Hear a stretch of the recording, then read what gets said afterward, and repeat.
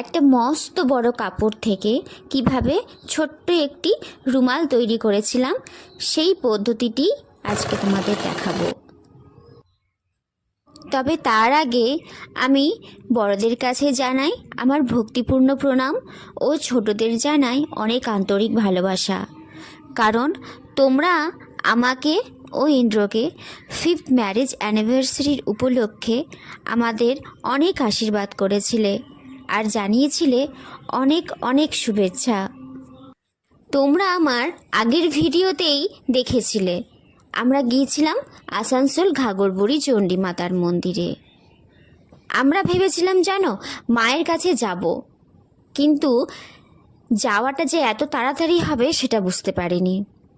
আমরা অ্যানিভার্সারির দিনকেই যে যাব সেটা হঠাৎই ঠিক হয়। আর যখন থেকে ঠিক করি যাব তখন থেকেই ভেবেছিলাম মায়ের জন্য একটি নিজের হাতে বানানো রুমাল নিয়ে যাব। যেমন ভাবা তেমন কাজ। আমার একটা মস্ত বড় সুতির কাপড় ছিল, তবে কি জানো সেটা দেখে একটা মন খারাপ হচ্ছিল, কারণ সে কাপড়ের রঙটা লাল রং নয়। আমি ভাবলাম যে হয়তো আমার কাছে লাল রঙের কাপড়টা আছে, কিন্তু ওটা যে লাল রং নয়, ওটা যে গাঢ় গোলাপি ডিপ পিঙ্ক কালার, তো সেটাই আমার মাথায় ছিল না।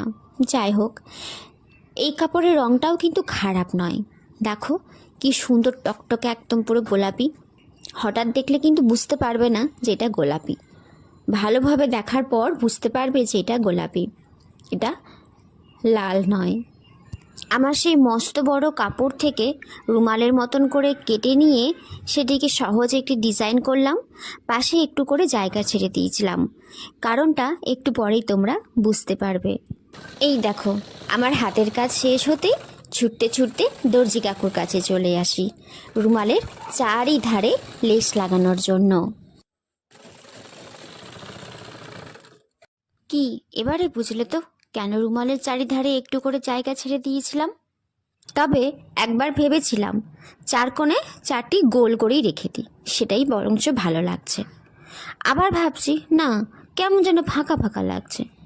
তাই আমার সাইকেল বাহনটিকে নিয়ে নীলকে সঙ্গে করে বেঁধে ছুটলাম বাজারে, আর দোকানে সুন্দর দেখে একটি সাদা লেস কিনে নিলাম আর দর্জি কাকুর কাছে গেলাম বসানোর জন্য।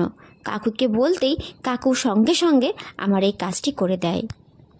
ও, বলতেই তো ভুলে গেছি, আমরা দুজনে কিন্তু ফুচকাও খেয়েছিলাম।